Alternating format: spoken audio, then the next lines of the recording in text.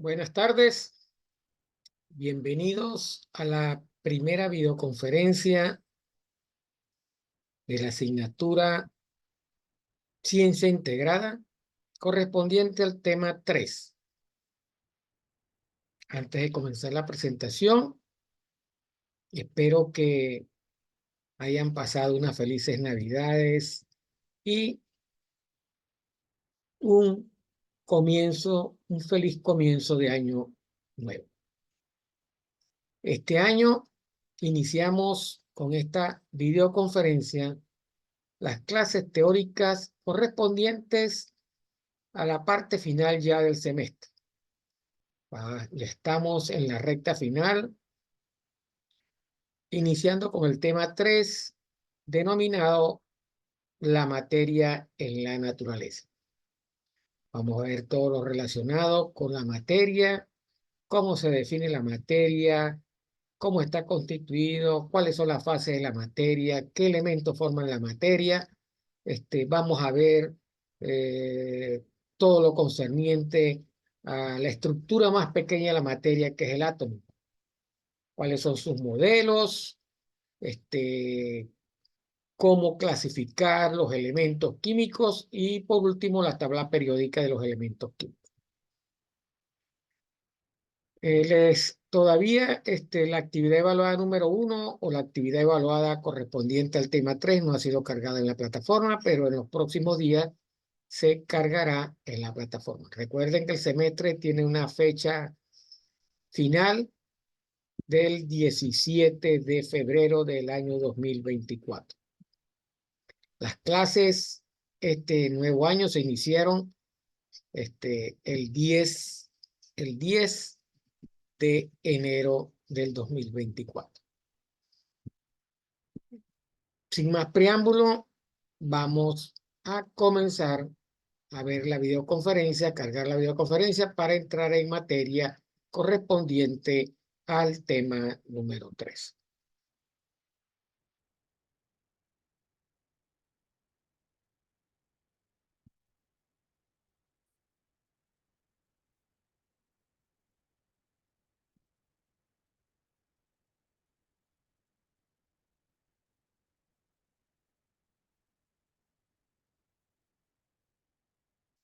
Bueno, ya aquí tenemos cargada la presentación que vamos a utilizar en el día de hoy y la cual se refiere a la materia en la naturaleza. ¿Cuáles son sus definiciones? ¿Qué es la materia? Vamos a comenzar por ahí definiendo qué es la materia. Es una definición bastante sencilla. Materia es todo lo que ocupa un lugar en el espacio. Y la materia tiene volumen y tiene masa. Entonces, todo lo que ocupa un lugar en el espacio que tiene volumen y masa se denomina materia. La materia la podemos ver en todas las sustancias que forman el universo. Todo el universo está conformada por materia, ¿correcto?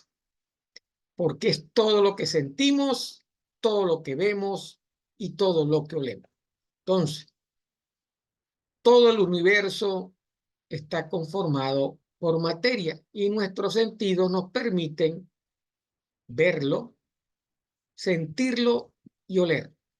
Entonces, como nuestros sentidos nos permiten ver, oler y sentir,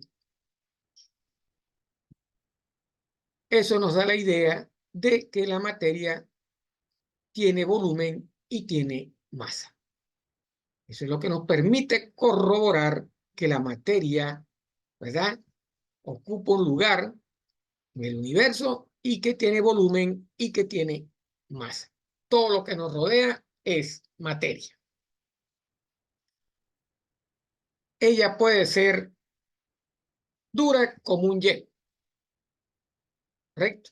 Cualquier elemento que sea duro está constituido por materia. Puede ser dura, puede ser suave, líquida y puede ser gaseosa. Puede formar parte de un gas. O es líquido o es sólido. ¿Correcto? Tienen la materia, tiene esa forma.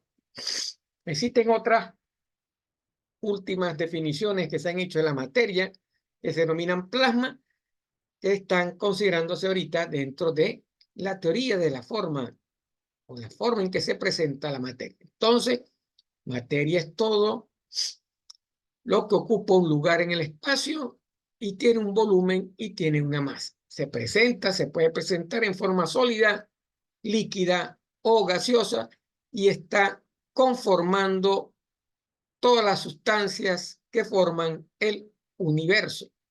Y es lo que podemos ver, sentir y oler gracias a la capacidad que tienen nuestros sentidos.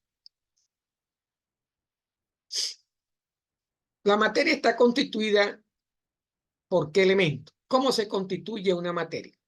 Ella está formada por partículas y esas partículas se denominan átomos.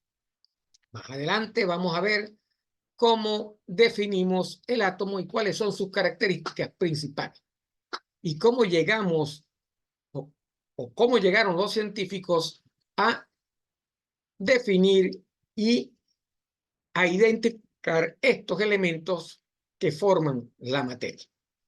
Entonces, la materia está formada por pequeñas partículas llamadas átomos.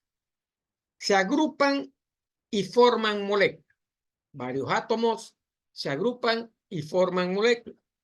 Las moléculas se ordenan y constituyen la materia. ¿Ok? Y la cantidad de sustancias que conforman la materia determina su clasificación. Entonces, la materia está formada por átomos, unos elementos muy pequeños, ¿verdad?, que fueron descubiertos y que explican, ¿verdad?, todo lo que se refiere a la materia. Estas partículas, que se denominan átomos, se agrupan y forman moléculas. Entonces, varios átomos se combinan, se unen y forman una molécula. Esas moléculas se van a ordenar y van a constituir lo que denominamos materia. La cantidad de sustancia que conforma la materia o la cantidad de ese grupo de moléculas y átomos que están agrupados determinan su clasificación. De la manera como ellos se conforman, ¿verdad? Cómo esa cantidad de sustancias se conforma es lo que determina su clasificación. Entonces, todo lo que ocupa un lugar en el espacio que tiene volumen y masa es materia y la materia está conformada por átomos. ¿Cómo se clasifica la materia o cómo se presenta en el universo? Se presenta como elementos, como compuestos o como mezclas. ¿Okay? ¿Qué es lo que difiere una de otra? Los elementos son partículas, ¿verdad? Elementos únicos, uno solo, un elemento. Se unen y forman los compuestos y esa cantidad, esa unión, si se siguen uniendo, forman las mezclas. ¿Ok? Y una sustancia se refiere a cualquiera de las presentaciones anteriores. Una sustancia puede estar solamente formada por un elemento, por varios elementos que son los componentes que se agrupan y puede también estar formada por mezclas. Esas son clasificaciones que tienen la materia. Es como la materia se clasifica o se presenta. Entonces, se presenta como elementos, compuestos y mezclas. Y todas ellas son sustancias.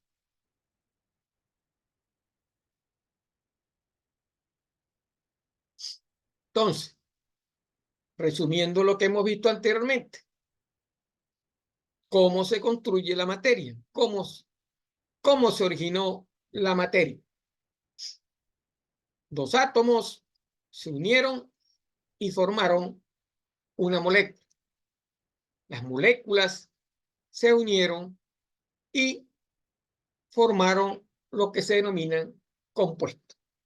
La unión de dos o más moléculas forman un compuesto que es lo que nosotros denominamos una sustancia. ¿Ok? Una sustancia puede ser una mezcla, puede ser un compuesto. ¿Ok?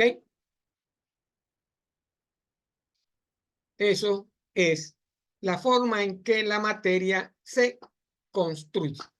Los elementos se unen, o varios elementos se unen y forman una molécula, y las moléculas, al unirse, ¿verdad?, van a formar un compuesto. Entonces, eso que se forma un compuesto se denomina sustancia.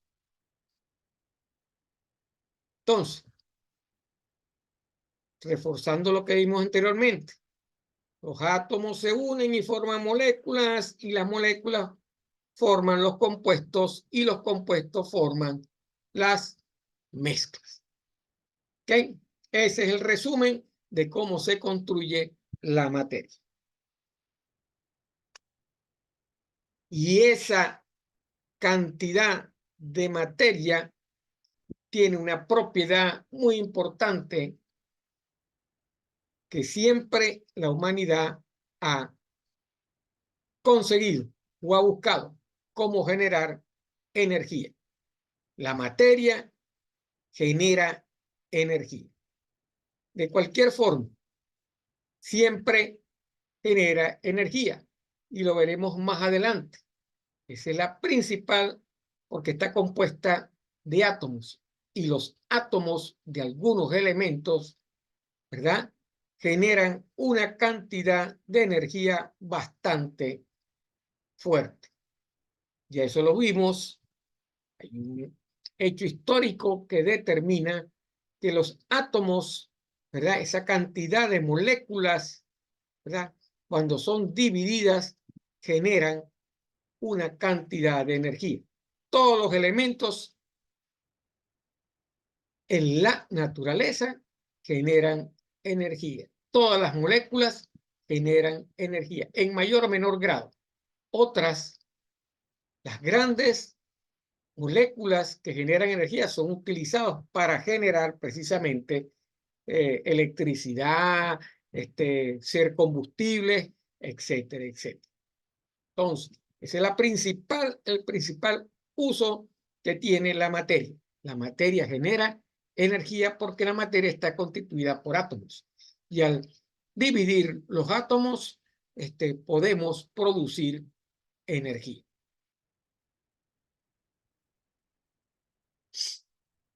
¿Cuáles son las propiedades de la materia?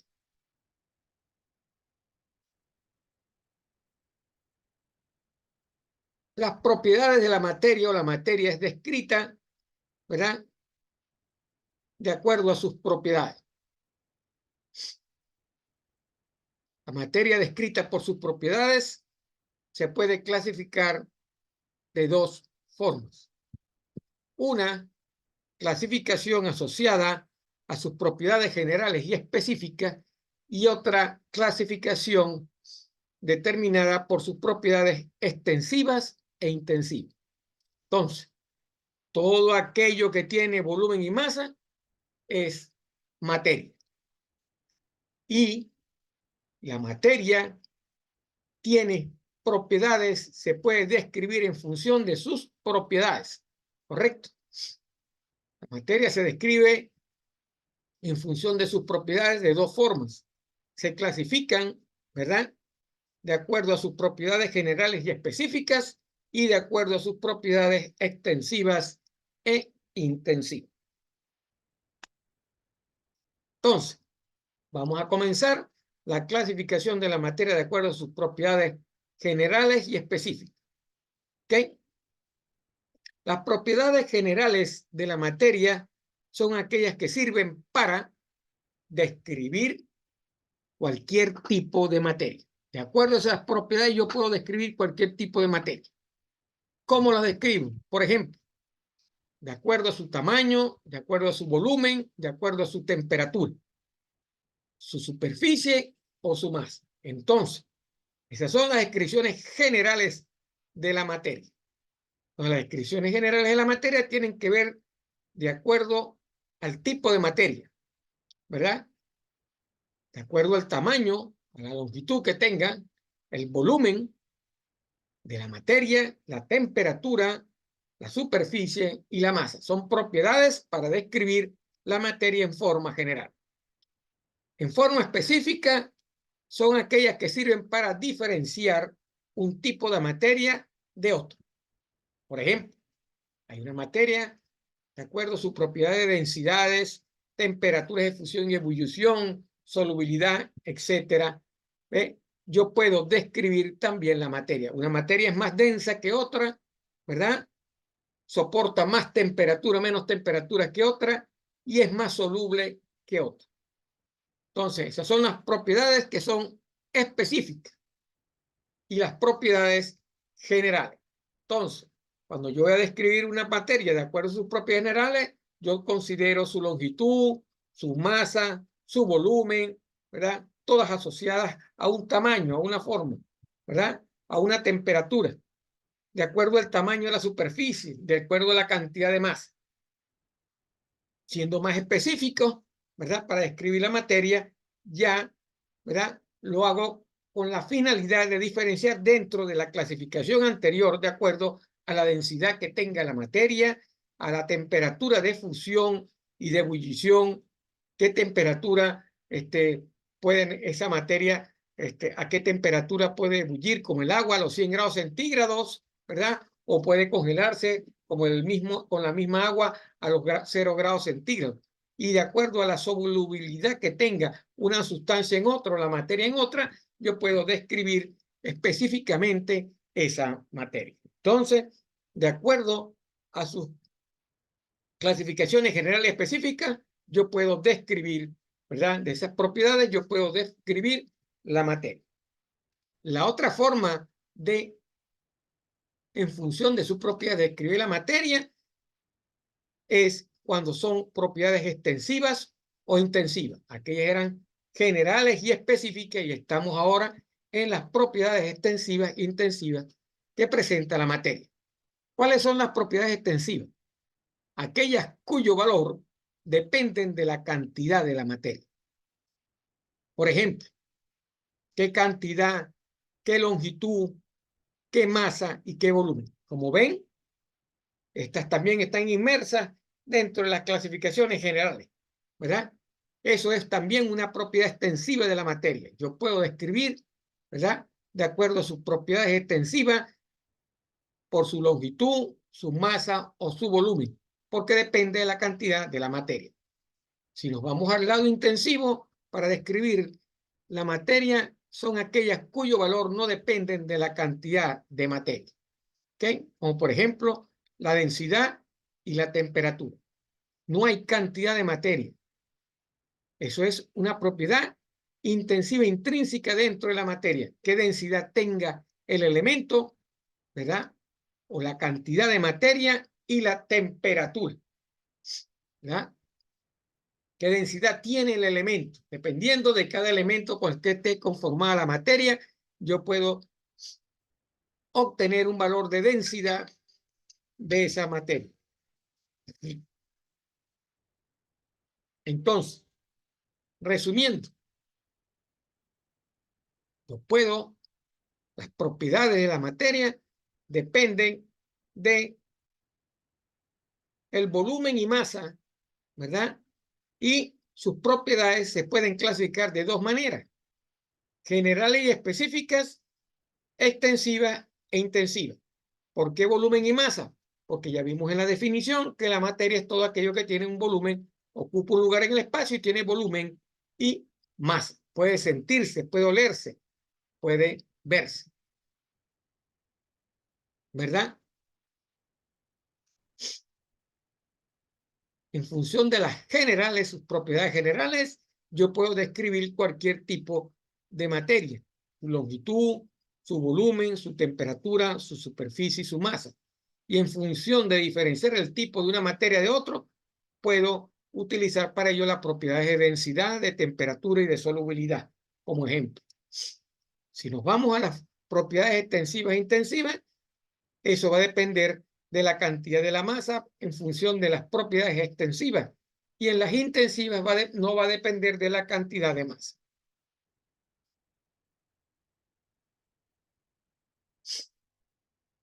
La materia se presenta en la naturaleza o en el universo en estados. ¿Ok?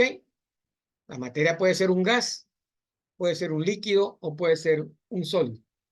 Esas son las tres formas de materia que se denominan clásicamente. Esa es la forma en la cual han sido clasificadas siempre la materia en función de los estados, ¿verdad? Esos son los estados de la materia: sólido, líquido y gas. En esas tres formas se presenta la materia en la naturaleza. Los estados de la materia difieren en alguna de sus propiedades. ¿Okay? Las propiedades que tenga la materia, ¿verdad? Esos estados van a diferir de acuerdo a las propiedades que tenga la materia, que son las propiedades que vimos anteriormente: extensivas o intensivas, o generales y o específicas. ¿Okay? Entonces, la materia en la naturaleza se encuentra en estados. Los estados de la naturaleza son, de forma clásica son líquido, sólido y gaseoso.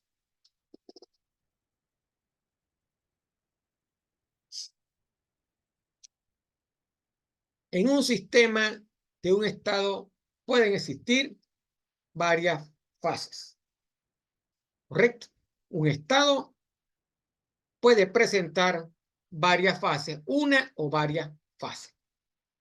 El agua y el aceite no se mezclan entre sí. Por ejemplo, son inmiscibles. Eso es una sustancia, una cantidad de materia donde existen dos fases. Una fase, ¿verdad?, conformada, ¿verdad?, por el agua, y la otra fase conformada por el aceite. Y están en un estado líquido. ¿Ok? El agua y el aceite están en un estado líquido y está conformada por dos fases. Una fase conformada por el agua y una fase conformada por el aceite. El granito, ¿verdad? El granito tiene un estado sólido y está conformada por varias fases. ¿Cuáles son esas fases? Tres específicamente, que son cuarzo, feldespato y mica. Entonces, el estado, ¿verdad?, es como sentimos, apreciamos la materia en la naturaleza. ¿Cómo lo vemos? Lo vemos en forma gaseosa, lo vemos en forma líquida o en forma sólida, ¿correcto? Pero cada una de esas formas puede estar constituida por una o varias fases. Por ejemplo, una mezcla de agua y aceite está conformada por dos fases y tiene un estado líquido. El granito tiene un estado sólido, pero está conformado por varias fases, como son el cuarzo, el feldespato y la mica.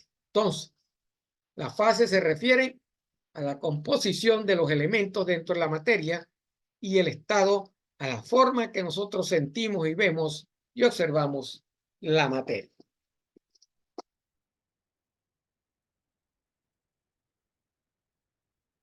Dentro de las fases podemos distinguir dos tipos de fases: una fase que se denomina homogénea y una fase que se denomina heterogénea. Entonces, todas aquellas materias que está compuesta por una sola fase es lo que se denomina homogénea. Ejemplo, el agua. El agua está constituida por una sola fase, es una sustancia pura, ¿correcto? Toda la sustancia pura, y el agua es la principal sustancia pura en el universo, ¿verdad?, es una fase denominada homogénea. Esa fase homogénea es uniforme en su composición y propiedades. Un sistema que consta de varias fases es lo que nosotros denominamos heterogéneo. ¿Qué ejemplos? Hielo en contacto con el agua el granito, que son 3 fases sólidas, y el aceite sobre el agua. Entonces, volviendo a la lámina anterior, estas fases son heterogéneas, ¿correcto? Porque están conformadas, mejor dicho, estos estados son heterogéneos y son fases conformadas por uno o varios elementos.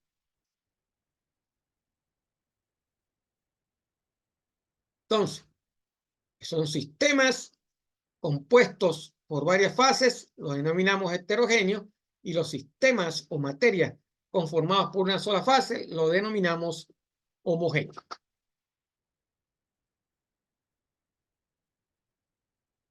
Entonces, resumiendo lo que hemos visto hasta ahora.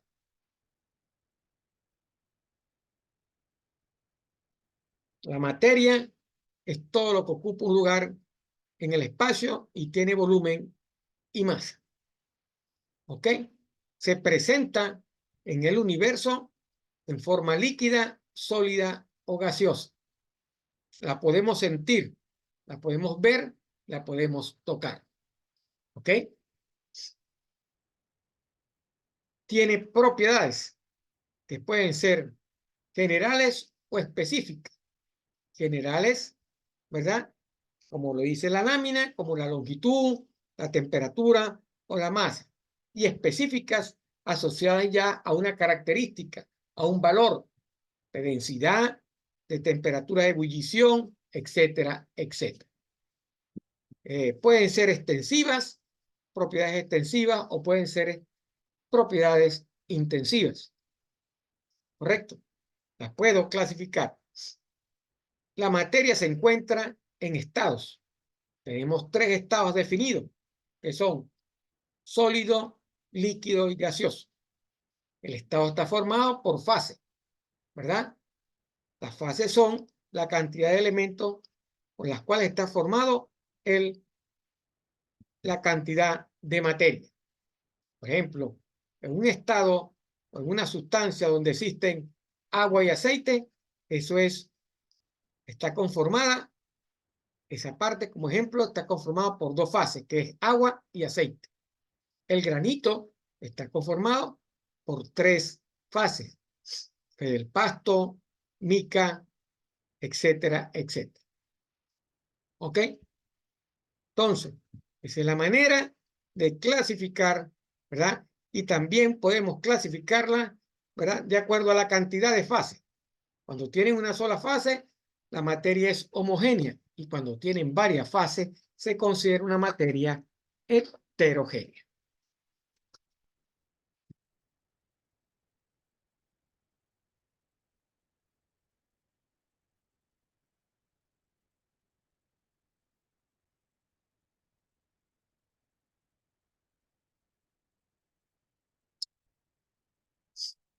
Vamos a entrar ahorita a definir el elemento más pequeño por el cual está conformado la materia, que lo hemos visto anteriormente.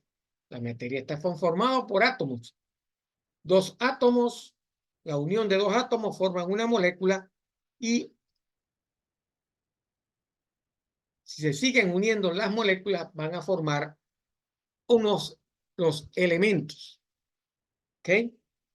Como lo vimos en la lámina anterior. Entonces, ¿qué es un átomo? Un átomo es la partícula más pequeña en la que un elemento se puede dividir sin perder su naturaleza. ¿Ok? Otro concepto más, esto es lo que representa, el átomo representa lo que nosotros siempre buscamos, que es cómo generar energía.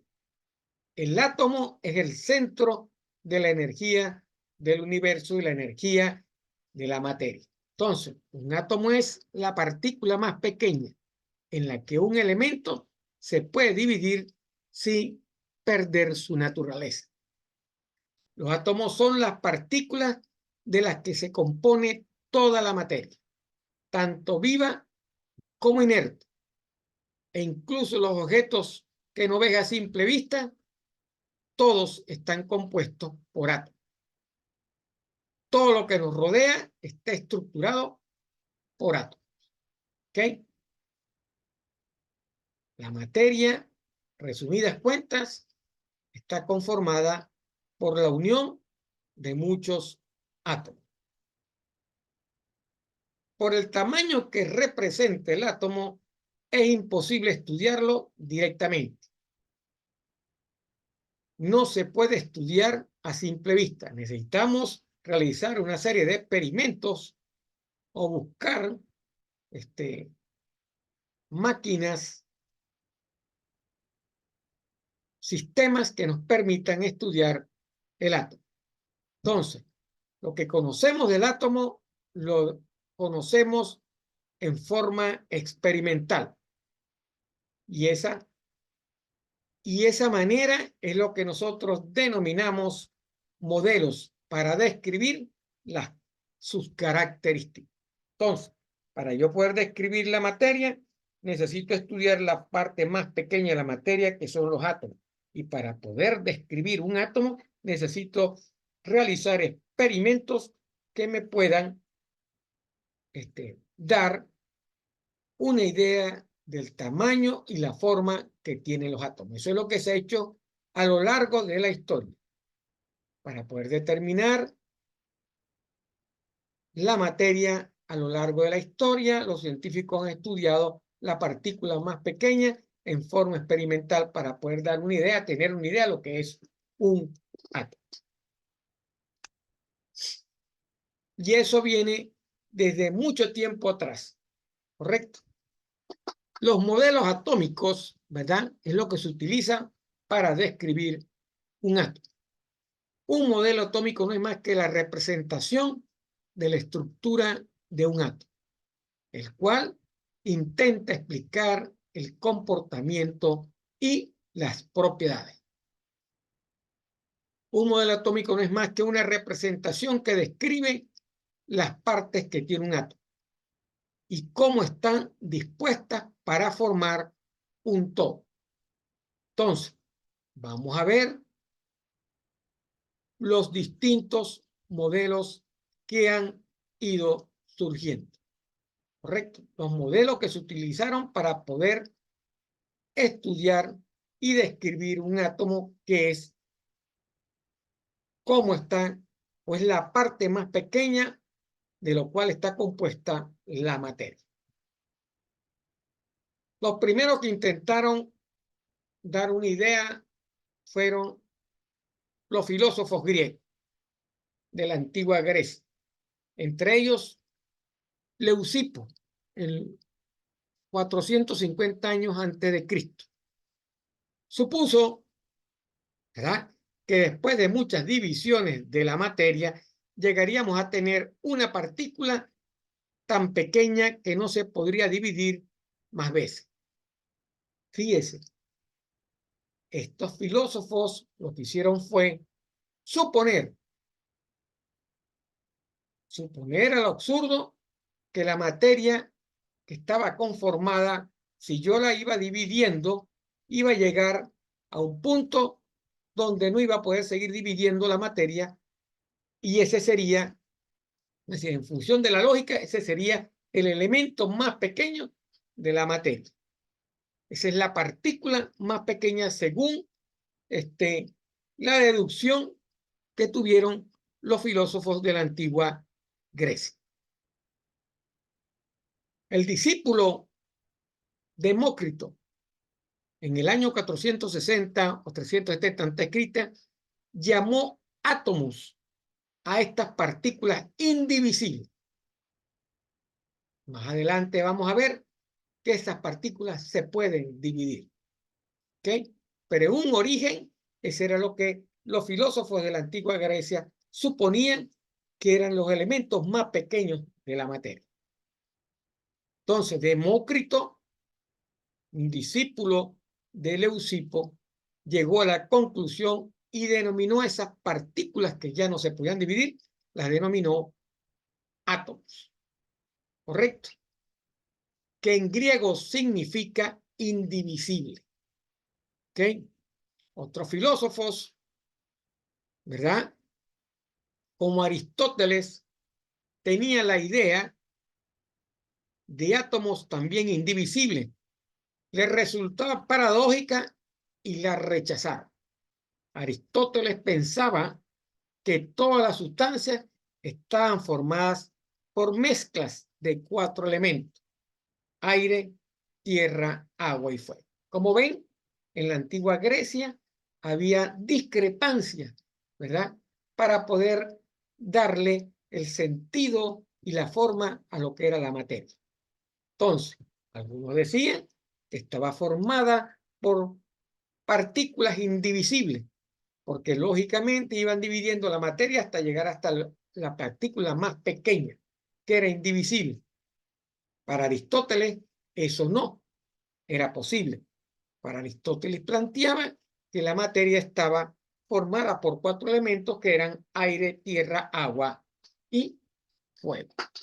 Como ven, había discrepancia en cómo darles el sentido y la definición, ¿verdad?, a lo que era la materia. Eso era lo que ocurría en la antigua Grecia.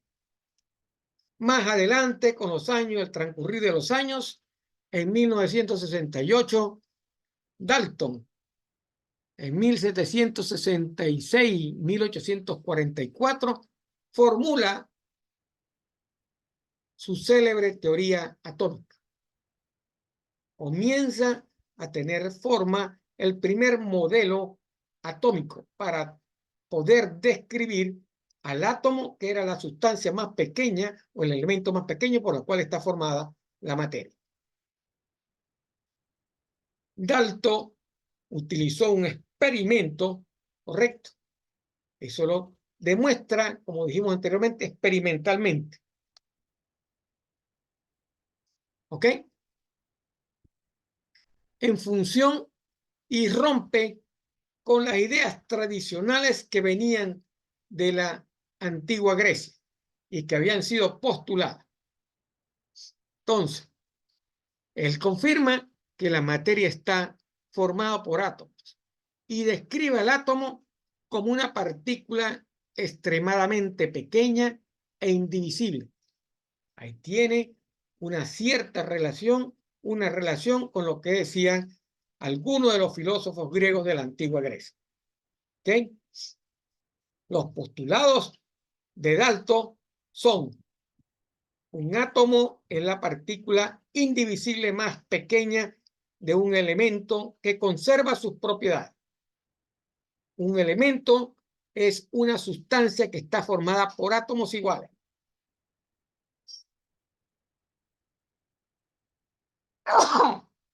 Perdón, eso lo vimos anteriormente. Dijimos que cuando 2 átomos se unían, formaban una molécula, y cuando esas moléculas se unían, formaban los elementos. Entonces, Dalton confirma esa parte, que un elemento es una sustancia que está formada por átomos iguales. ¿Ok? Un compuesto es una sustancia que está formada por átomos distintos, combinados en una relación numérica sencilla y constante.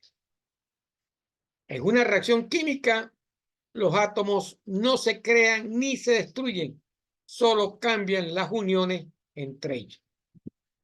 Aquí confirma las teorías de energía y de materia que hemos visto a través de nuestra educación, relacionado con la energía y con la masa. La energía no se crea ni se destruye, solo se transforma. Es lo mismo que está diciendo Dalton. En las reacciones químicas, los átomos no se crean ni se destruyen, solo cambian las uniones entre ellos. Entonces, para Dalton, un átomo es una partícula indivisible. Corrobora lo que decían los primeros filósofos griegos, ¿verdad? Y esa materia o ese elemento indivisible más pequeño conserva sus propiedades. Un elemento es una sustancia que está formada por átomos iguales.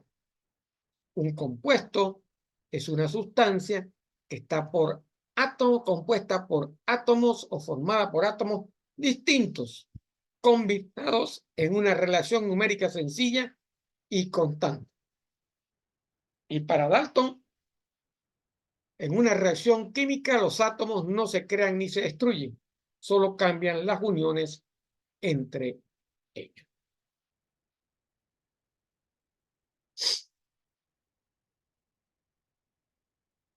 Ese es el primer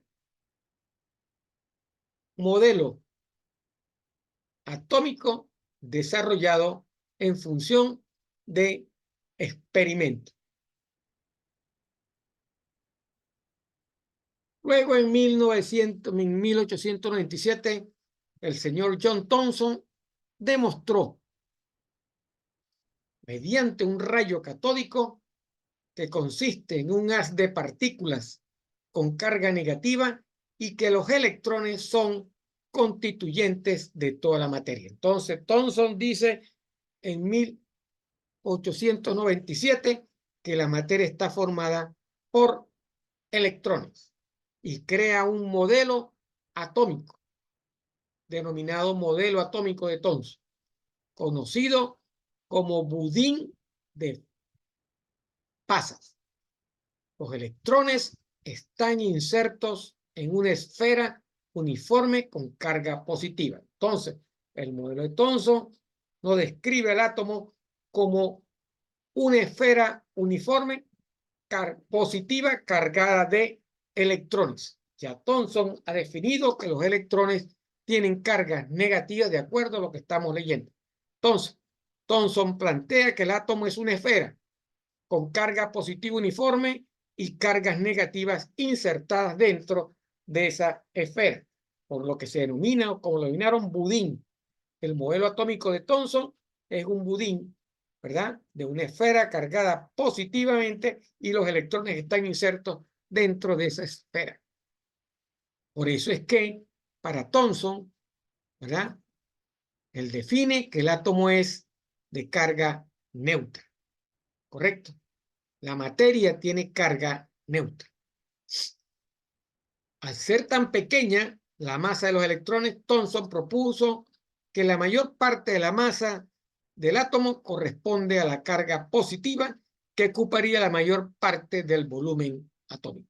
Entonces, para Thomson tenemos una esfera con carga positiva y dentro de esa esfera tenemos los electrones con cargas negativas. La cantidad de electrones y la carga positiva y negativa dentro de esa esfera es lo que hace que el elemento del átomo sea neutro.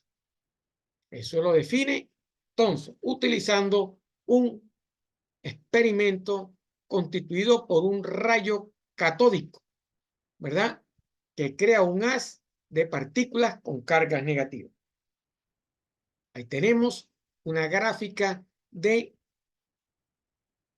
el elemento o el experimento que utilizó Thomson para describir, ¿verdad?, la forma del átomo, ¿verdad? A través de un rayo catódico dentro de un cilindro al vacío, generó una cantidad de electrones, ¿verdad?, los cuales eran atraídos hacia la placa positiva, ¿verdad? Con ese simple experimento, él pudo darle ya una definición a su modelo, o creó su modelo atómico denominado modelo atómico de Thomson o budín de Thomson.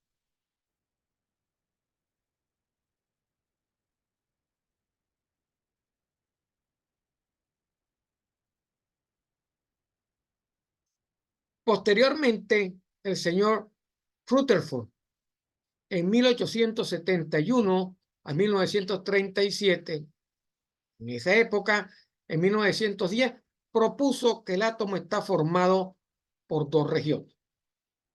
El núcleo, que aloja las partículas positivas, y la corteza, donde se encuentran las partículas negativas girando alrededor del núcleo. Como ven, este modelo se acerca más al modelo que en la actualidad conocemos sobre el átomo. Entonces, él plantea que existen, ¿verdad?, dos regiones. Una región, ¿verdad?, conformada por un núcleo, y la otra región que es conformada por los electrones que están girando alrededor del núcleo. Adicionalmente, Rutherford descubre otro elemento del átomo, que es el que denomina protón. Esta partícula tiene la misma carga que el electrón, pero positiva, y su masa es 1840 veces mayor que la del electrón.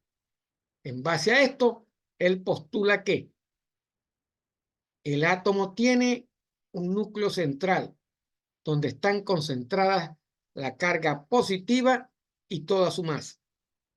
La carga positiva de los protones es compensada con la carga negativa de los electrones. El núcleo contiene protones en número igual al de electrones del átomo. Los electrones giran a mucha velocidad en torno al núcleo, separados de este por una gran distancia. Entonces, Rutherford define que el átomo tiene un núcleo central, y en ese núcleo está concentrada la carga positiva y toda su masa. ¿Ok? Parecido a lo que dijo anteriormente Thomson. Una masa positiva. Rutherford define esa masa como el núcleo central del átomo. La carga positiva de los protones, que fue el elemento que descubrió Rutherford, es compensada con la carga negativa de los electrones. ¿Ok? El núcleo contiene los protones en un número igual al de electrones del átomo. Entonces, el núcleo está conformada por los protones. ¿Ok? Y tiene una carga similar al de los electrones. De ahí la neutralidad del átomo.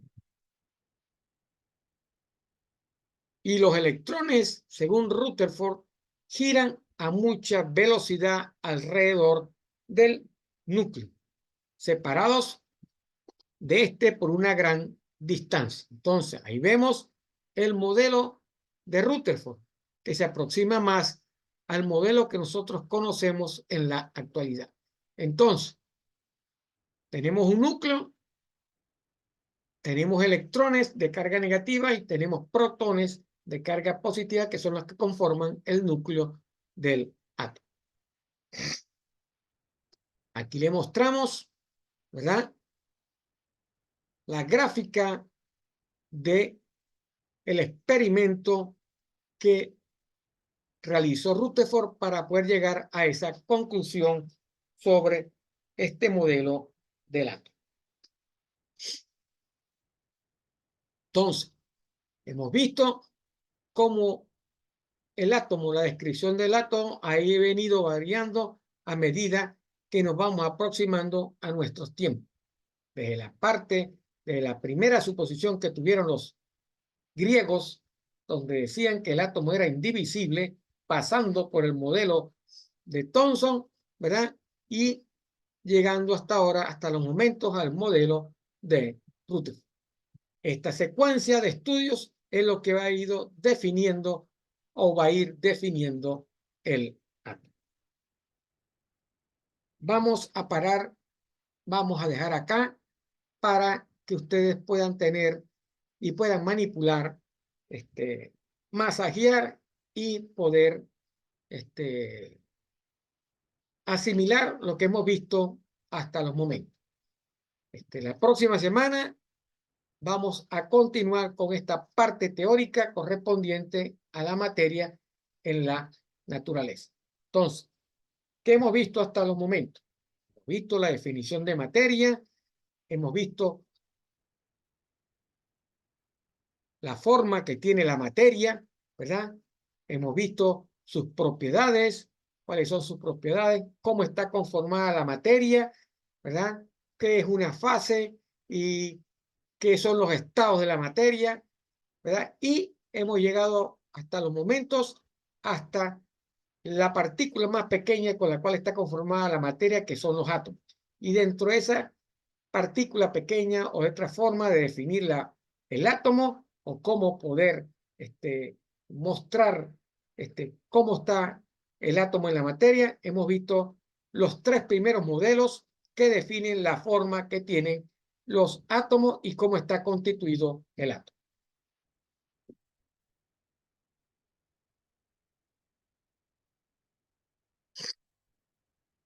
Entonces, vamos a pararlos por los momentos y continuamos la semana que viene con la próxima videoconferencia relacionada con la materia en la naturaleza. En el transcurso de la semana que viene vamos a colocar ya la actividad evaluada del tema número 3 con la fecha para la cual se estará solicitando la entrega de esa actividad a la plataforma de la asignatura Ciencia Integral. Por el momento no tengo más nada que decir y me despido hasta la semana que viene. Espero que analicen la videoconferencia que va a ser cargada dentro de la plataforma y que utilicen algunos de los archivos que están cargados en la plataforma correspondientes a esta primera parte para poder entender cómo está conformada la materia y cuáles son las principales propiedades de la materia. Me despido hasta la semana que viene.